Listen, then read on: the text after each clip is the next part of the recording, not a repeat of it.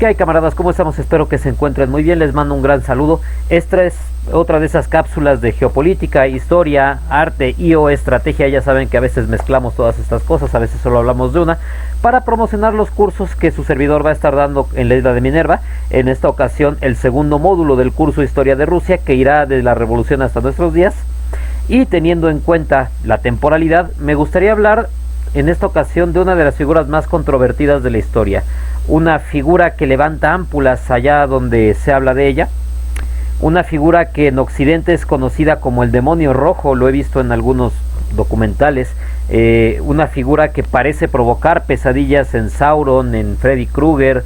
Y bueno, una figura que antes de morir dijo, en mi opinión con mucha razón: yo sé que tras mi muerte un montón de basura se acumulará sobre mi tumba, pero el viento de la historia se encargará de barrerla inexorablemente. Hablamos nada más y nada menos de Josif Dugashvili Vissarionovich Stalin. Bueno, para empezar debemos de decir que la figura de Stalin es conocida de este lado del charco, sobre todo a través de la voz de sus enemigos. No hablamos nada más de la prensa angloestadounidense, que pues ya sabemos la costumbre que tiene de acomodar la historia y la narrativa de acuerdo a sus intereses, sino hablamos sobre todo de un enemigo aún más virulento, un enemigo aún más mezquino del propio Stalin, que fue Trotsky, un personaje que es idolatrado por la academia, un personaje sobre el que, al contrario de Stalin, existe leyenda rosa de hecho propagada por los propios Estados Unidos, promovida desde agencias de prensa y académicos al servicio del gobierno estadounidense. Y pues ya para empezar, esto nos debería de hacer preguntarnos por qué. ¿Por qué los Estados Unidos, siendo enemigos del socialismo y siendo enemigos de la Unión Soviética, pues someten a una campaña negra, a una campaña de acoso tan virulenta a un personaje como Stalin, y por el contrario le lavan la cara a otro personaje como es el propio Trotsky, ¿no? Ya para empezar ahí deberíamos de empezar a sospechar. Yo, para empezar a adelantar las cosas, les puedo decir que aquí hay un nombre que va a salir varias veces en este relato, que es William Randolph Hearst. Quienes no estén familiarizados con él, pues es el abuelo, es el creador prácticamente de la prensa amarillista, un personaje que se va a encargar de difundir la leyenda negra no solamente de Stalin, también acerca del Imperio Español y de la hispanidad. Un personaje que fue un sicario periodístico al servicio de los intereses del mundo angloparlante, y que vamos a ver, o que existen trabajos mucho más amplios que este video tan burdo, que van a explicar la manera de operar de este personaje, y que van a explicar la forma en la que comienza un relato en el cual pues aparentemente empieza en unos 6 o 7 millones de muertos por hambre en Ucrania, y termina prácticamente elevándolos hasta los 50 millones, ¿no? Pero bueno, el punto al que quería llegar en este apartado es que antes de empezar a formarnos un juicio sobre Stalin, debemos asegurarnos de no solamente estar leyendo la propaganda que se hace del personaje. Es válido consumirla, desde luego todos los puntos de vista deben de ser abordados, pero también es necesario revisar autores dentro de la Unión Soviética, dentro del Partido Comunista, contemporáneos de Stalin, para ver qué perspectiva tenían del personaje, para ver qué tanto asidero tenía al interior de la Unión Soviética esta leyenda negra, ¿no? Y bueno, dicho lo cual, me gustaría empezar primero a hablar de la importancia de Stalin dentro del proceso revolucionario de la Unión Soviética. Más allá de la importancia que tiene Stalin como personaje clave dentro del proceso de la guerra civil, dentro de la organización del Ejército Rojo, la consecución de fondos, etcétera, Stalin era un tipo que se las apañaba como sea para cumplir la misión, era un hombre de acción Stalin. Más allá de esta importancia, Stalin va a ser un personaje crucial a la hora de definir el rumbo histórico no solamente de la Unión Soviética, sino también de todo el movimiento socialista durante el siglo XX. Y es que resulta que tras la muerte de Lenin, dos facciones dentro de la Unión Soviética se van a disputar el poder. Por una parte, el movimiento trotskista, abanderado por Trotsky, que está planteando una lectura mucho más ortodoxa del marxismo, una lectura que sigue buscando exportar la revolución al resto de Europa, que está buscando mantener a la Unión Soviética en una revolución permanente que implica una continua revisión y transformación de las estructuras sociales. Lo que en el papel suena muy bien, pero vamos a ver que esta propuesta tiene sus... cuando la estudias apenas superficialmente te das cuenta que es bastante peligrosa y que levanta muchas cejas, ¿no? Porque esta propuesta lo que implica es una transformación que impide el consolidar cualquier tipo de estabilidad social, política y o económica, lo cual en un país desgastado por la guerra, en un país desgastado por el hambre, en un país que realmente no tiene una sociedad precisamente preparada para encabezar un proyecto socialista, fácilmente puede derivar en otra guerra civil, fácilmente puede derivar en un fortalecimiento de las antiguas oligarquías que de hecho Lenin tuvo que perdonar, con las que Lenin tuvo que cooperar debido a la dificultad de gobernar Rusia. Eso es algo que pocos historiadores dicen, que Lenin de hecho se apoya en los poderes locales para poder gobernar. Y bueno, en un país en el cual la revolución pende de un hilo, esta revolución permanente se vuelve un auténtico peligro económico, porque además, independientemente de la lealtad que tú le tengas al proyecto, debes de tener en cuenta que tus ciudadanos también comen, y que para satisfacer las necesidades alimenticias, las necesidades básicas de tu población, pues necesitas tener cierto grado de certidumbre económica que una revolución permanente no te permite en modo alguno. Entonces, esta chapuza de la revolución permanente es vista con romanticismo por estos marxistas de manual, estos marxistas de libro, estos marxistas que no tienen la más mínima idea del costo político, económico, militar de una guerra, ¿no? Y sobre todo de una guerra fratricida como lo es una revolución.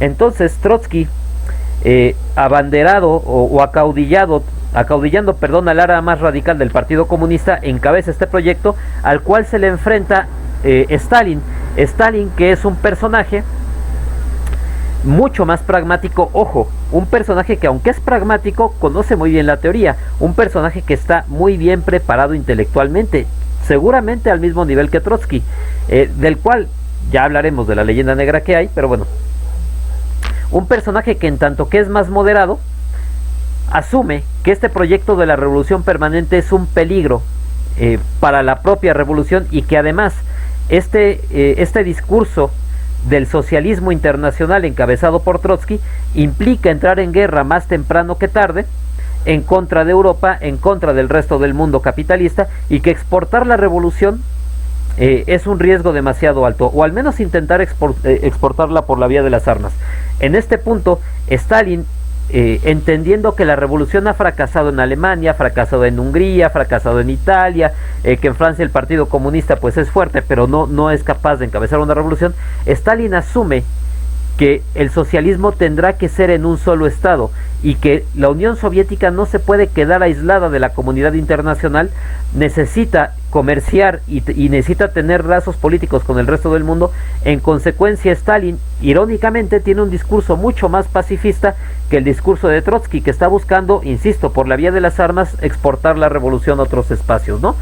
Stalin, en cambio, está buscando acercarse al resto del mundo y decir, bueno, nosotros como Unión Soviética hemos decidido tomar este rumbo, restablezcamos relaciones diplomáticas, restablezcamos relaciones comerciales, podemos coexistir, ¿no? Básicamente esa es la apuesta de Stalin. Evidentemente Stalin va a empezar a hacerse con las alas más moderadas, con las alas menos radicales del Partido Comunista, va a ser mucho más astuto que Trotsky a la hora de hacer alianzas, y Stalin se lo va a comer. Así de sencillo. Stalin era un personaje mucho más pragmático, un personaje mucho más, además de astuto, un personaje menos radical, un personaje que además era mucho más conciliador, irónicamente, que Trotsky, y en consecuencia pues va a ganar esta carrera política. Y esto va a degenerar en que Trotsky va a ser exiliado de la Unión Soviética, y allá donde vaya va a ser el principal propagandista antisoviético. Ya está en Suiza, ya está en Estados Unidos, ya está en Londres, ya está en México. Trotsky se va a volver un furibundo antiestalinista y va a hablar las peores pestes de la Unión Soviética. De hecho, esta prensa negra que Trotsky le hacía a la Unión Soviética era también vista, que nadie le negó la figura de asilado político. Realmente Trotsky siempre fue un personaje bienvenido, y la única manera en la que lo corrían de los lugares en donde estaba era porque empezaba a armar cuadros políticos peligrosos, pero en realidad Trotsky era un personaje que allá donde estaba era recibido, ¿no? Entonces, ya para empezar, la figura de Stalin pues es atacada desde dentro de la Unión Soviética, y sobre todo desde la academia trotskista, desde estos marxistas de libro, estos marxistas de manual. Yo aquí hago un paréntesis para contarles una anécdota personal. Yo en mi formación universitaria en historia tuve un profesor al cual respeto mucho profesionalmente, pero con quien tuve fricciones bastante ásperas, bastante duras, en torno a la figura Stalin. Y en alguna ocasión este profesor, del cual por respeto a él no revelaré el nombre, este profesor falseó una fuente en frente de mis compañeros, y yo puedo citar la fuente y puedo citar la clase, y si esto se hace grande, cito al profesor y a los compañeros que estaban presentes. Pero este profesor falseó una fuente que ambos habíamos leído, una fuente en la cual él afirmaba que Lenin se expresaba de Stalin como si fuera un tonto, como si fuera un incompetente, y como si Lenin regañase a Stalin por ser un tonto, cual si fuera un niño al que se está reprendiendo, ¿no? Bien, en esta misma clase yo le argumenté al profesor que, habiendo leído la misma fuente, yo había leído que Lenin decía de Stalin que era un hombre sin escrúpulos y que podía ser demasiado malo en términos morales y peligroso por lo mismo, por su falta de escrúpulos, pero jamás se había cuestionado la capacidad política y la capacidad operativa de Stalin como mandatario, ¿no? Insisto, pues es tal el grado de fanatismo y de penetración que tiene el relato trotskista, que incluso personajes tan competentes y tan capaces como el profesor que les cito son capaces de falsificar una fuente, porque yo estoy seguro que este profesor leyó la misma fuente. O sea, yo no dudo que el profesor la conociera. Lo que sí estoy seguro, porque ambos leímos la misma fuente, es que la falsificó, que falseó el contenido de la misma, ¿no? Pero bueno, cerrado este paréntesis, paso al siguiente punto, ¿no? Que es hablar de el primero de los mitos o de los grandes mitos que hay con respecto a la figura de Stalin, ¿no? Que es este mito del Holodomor, este mito de la gran hambruna provocada por Stalin. Bien, este primer mito se finca sobre todo en una situación típica de las revoluciones, tan típica que a mí en lo personal me molesta mucho que mucho revolucionario y revolucionaria de sudadera de jerga y rastas, o de pañuelo verde y pelo morado, hable tan a la ligera del término revolución, ¿no? Una revolución es un proceso histórico en el cual una o varias sociedades efectúan cambios radicales, cambios tan profundos dentro de su sociedad, que naturalmente se tendrían que dar en el largo plazo, pero que debido a la violencia del proceso revolucionario se dan en el corto plazo y generan enormes resistencias y generan enormes traumas en la economía, en la política, en distintos estamentos de la sociedad, ¿no? Bien, estos procesos revolucionarios casi siempre, si no es que siempre, porque no conozco todas las revoluciones, pero estoy de las que conozco, casi siempre han derivado en desajustes económicos tan graves que se suelen traducir en hambrunas, se suelen traducir en crisis de ingresos, se suelen traducir en una gran cantidad de capital productivo destruido. Las revoluciones son procesos violentos, son procesos muy destructivos, son procesos que dejan al Estado al borde de la autólisis, y en consecuencia los ajustes económicos que implica una revolución necesariamente van a llevar al principio, a la hora de su implementación, desajustes muy graves en la economía.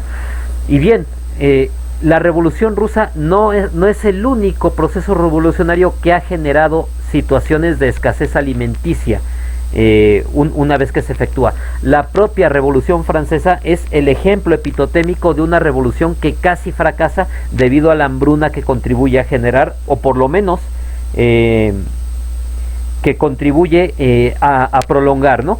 ¿Por qué he de decirles que después de que la revolución estalla en Francia, las cosechas no se recuperan mágicamente? Varios gobiernos van a caer precisamente debido a la hambruna.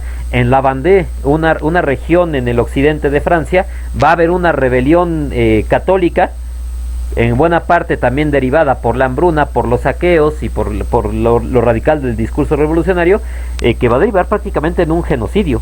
Esta revolución de la Vendée, o esta contrarrevolución de la Vendée, esta revuelta de la Vendée, es acallada por los libros de historia, porque la Revolución Francesa es una revolución liberal, y si una revolución liberal es capaz de sellarse con genocidios y hambrunas, pues ¿cómo podemos criticar a una revolución socialista, no?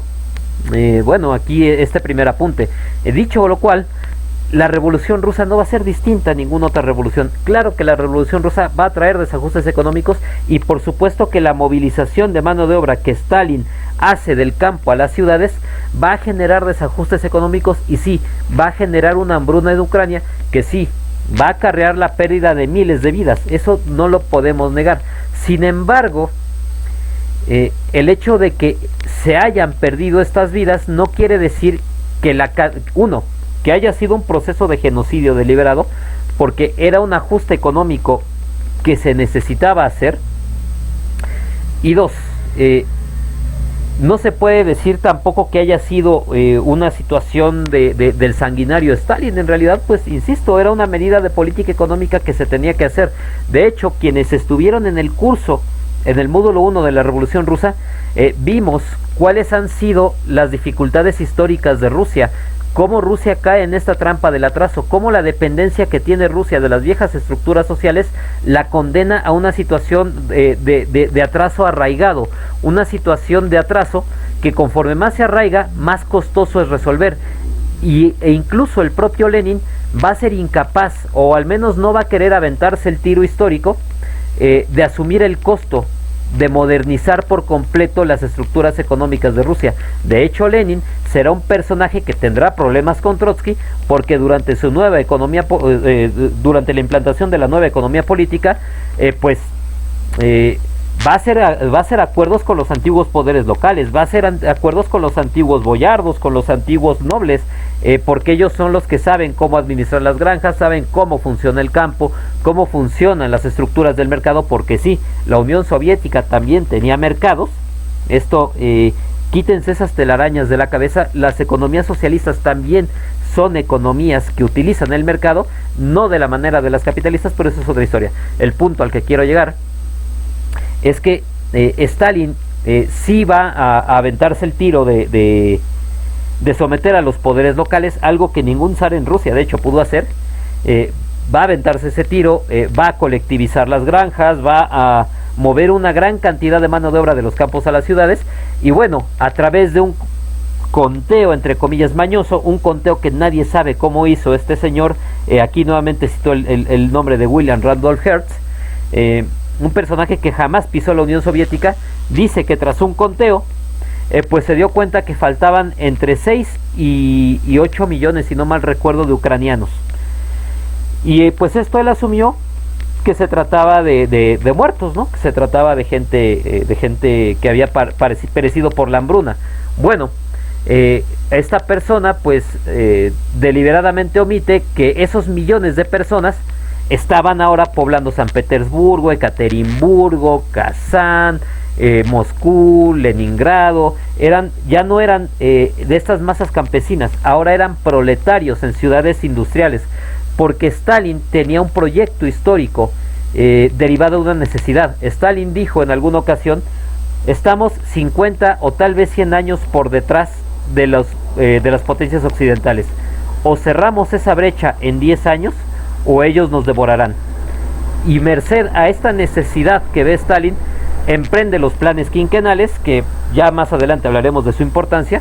Pero bueno, el punto aquí es que este personaje mañosamente asume como muertos a las personas movilizadas a las ciudades. Y no nada más eso, porque primero nos habla de entre 7 y 10, luego habla de 14 millones, y luego habla hasta de 50 millones de personas fallecidas. A Stalin le achacan los muertos hasta de la revolución.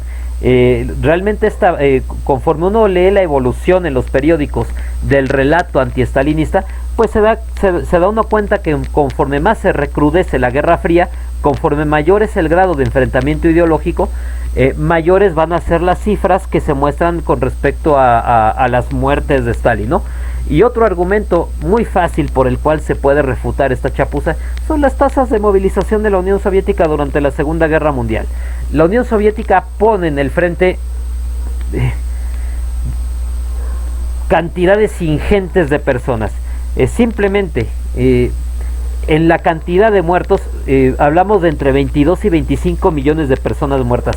Un ejército que sufre esa cantidad de bajas y que sigue en pie es un ejército multitudinario, es un ejército increíblemente potente como para poder sufrir esa cantidad de bajas y no desplomarse. Teniendo en cuenta esa cantidad de bajas, es fácil calcular que la cantidad de hombres movilizados por los rusos sería imposible, dadas las cifras de fallecidos que nos quiso vender la prensa occidental, ¿no? Realmente este relato del Holodomor es tan absurdo, es tan carente es tan carente de fundamentos que ni los propios ucranianos lo han utilizado ahorita como propaganda de guerra. Ahorita que pues Rusia ha invadido Ucrania, ahorita que todos los medios del mundo están santificando y beatificando y canonizando cualquier cosa que viene de Ucrania y excomulgando, aislando y proscribiendo cualquier cosa que viene de Rusia, pues incluso en este momento histórico el argumento del Holodomor cae por su propio peso y es un argumento que pues nadie serio utiliza, ¿no? Entonces aquí este mito pues es bastante fácil de rebatir, ¿no? También se habla mucho de los presos políticos y aquí nos metemos en terrenos más complicados. ¿Por qué? Porque efectivamente en Rusia va a haber presos políticos, en la Unión Soviética habrá presos políticos, y de hecho pues Rusia es un país que históricamente ha sido autoritario, históricamente es un estado que por sus condiciones geográficas necesita un altísimo grado de control y que casi siempre deriva en autoritarismo para poder gobernar de manera efectiva un territorio tan vasto, ¿no? Stalin no va a ser diferente del zar, no va a ser diferente de los Romanov, no va a ser diferente de los Rúrquidas. Insisto, esto es una cuestión muy de Rusia, ¿no? Ahora bien, teniendo en cuenta que estábamos en una revolución, teniendo en cuenta que los nacionalismos en un imperio plurinacional como lo fue el Imperio Ruso podrían aflorar, y de hecho fueron alimentados por Occidente, entre comillas, fueron alimentados por los enemigos de Rusia para generar rebeliones a lo largo de todo su territorio, es absolutamente normal que Stalin tomara medidas para evitar que esos movimientos nacionalistas desestabilizaran por dentro de la propia Rusia. Y en efecto, Stalin hará limpiezas étnicas que llevarán, por ejemplo, a los cosacos al interior de Siberia, los va a trasladar de las llanuras ucranianas, se los va a llevar al Don, luego habrá a los tártaros de Crimea, también se los va a llevar al Cáucaso, en fin. Realmente Stalin sí hará una limpieza étnica en muchos rincones de Rusia, y sin embargo, aunque no podemos excusar estas acciones, sí debemos de decir que no se puede hablar de un exterminio de estas poblaciones, debido a que no solamente se respeta su derecho a la vida, sino se les da condiciones dignas de trabajo, porque aunque los gulags pueden sonar como un infierno, en realidad los gulags eran campos de trabajo, en realidad los gulags no eran condiciones de esclavitud, simplemente pues eran una medida de control poblacional que te permitía vigilar a grupos étnicos que eran potencialmente peligrosos en tu estado, ¿no? Insisto, pues no es que no es que se pueda justificar esta acción, pero hablando de formas, eran formas mucho menos bárbaras que, por ejemplo, los campos de concentración que los estadounidenses tenían con la población japonesa, o que los ingleses tenían con la población Boer, o que ni hablar de lo que hacían los alemanes, ¿no? Entonces, a pesar de que estamos hablando de limpieza étnica, no estamos hablando de exterminio de poblaciones, y ciertamente en términos en proporcionalidad había más presos dentro de los Estados Unidos que dentro de la Unión Soviética en el periodo estalinista. Entonces, realmente si hablamos de este carácter represor del gobierno estalinista, pues bueno, habría que poner una especial atención también en otros países del mundo libre, ¿no? En realidad, pues esta leyenda negra antiestalinista, como les decía, pues proviene por parte de sus enemigos, y creo yo que es necesario ponderar en su justa dimensión la importancia de Stalin. Evidentemente Stalin no es un santo. Stalin es un personaje que va a tener los pecados de una persona en su posesión. Es un personaje que está liderando una nación, que además lidera una nación en pie de lucha, una nación que se va a tener que enfrentar a terribles peligros que hubieran exterminado, de hecho, a cualquier otro estado en este mundo. Y bueno, es un personaje que tendrá que tomar decisiones que impliquen la muerte de miles y hasta de millones de personas. No obstante, estas decisiones no son producto del capricho de un dictador, son decisiones producto de necesidades históricas, producto de hecho de necesidades históricas que se evadieron durante siglos. Y bien, sí, como lo hemos platicado en los cursos, hacer experimentos sociales siempre es demasiado costoso. El problema es que hay veces que estos experimentos sociales son más que experimentos, son necesidades, son medidas porque la historia te está premiando tomar dicha decisión, ¿no?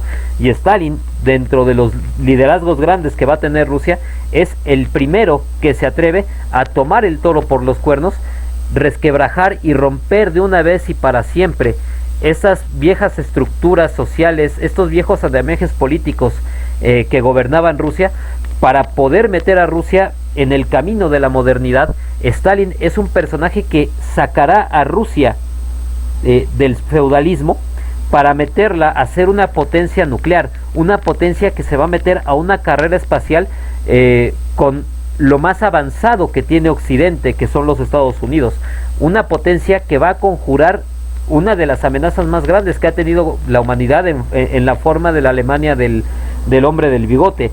Un personaje que además, o sobre el que también pesa este mito de que, sobre todo promovido por Hollywood, de que fue un personaje que no fue capaz de reaccionar ante la invasión alemana.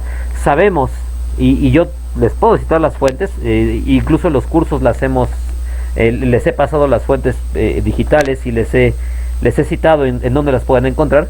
Sabemos que Stalin desde 1937 buscó aliarse con Francia e Inglaterra para atacar a Alemania. Sabemos que fue rechazado en ambas ocasiones. Sabemos que después de la política de buscar aliados pasa a la política de buscar tiempo. Les he explicado, y de hecho también en mis espacios, no nada más en los cursos, también en mis espacios personales, les he explicado cómo el desaire de las potencias occidentales hace que Stalin deponga a su antiguo ministro de Relaciones Exteriores, de hecho judío, para traer a Molotov y poder negociar con un acuerdo de no agresión con los alemanes, ¿no? Bien, Stalin es un personaje que actúa de acuerdo a las necesidades que le impone la historia, y es un personaje que va a leer el contexto estratégico de la Segunda Guerra Mundial y va a trazar la estrategia de la victoria. Es el personaje que obligará a los alemanes a entrar en una guerra de desgaste industrial, que obligará a los alemanes a entrar en una carrera de pérdidas industriales, en donde la mayor tasa de reposición de la Unión Soviética terminará inclinando la balanza en contra de los alemanes, ¿no? Un personaje que, a pesar de sus fallas, toma decisiones que le hubieran quedado grandes a cualquiera, y que de hecho le quedaron grandes incluso a personajes como el propio Lenin. Un personaje que es ponderado a través de la leyenda negra que han propagado sus adversarios políticos, pero que muy fácilmente puede ser reivindicado, ¿no?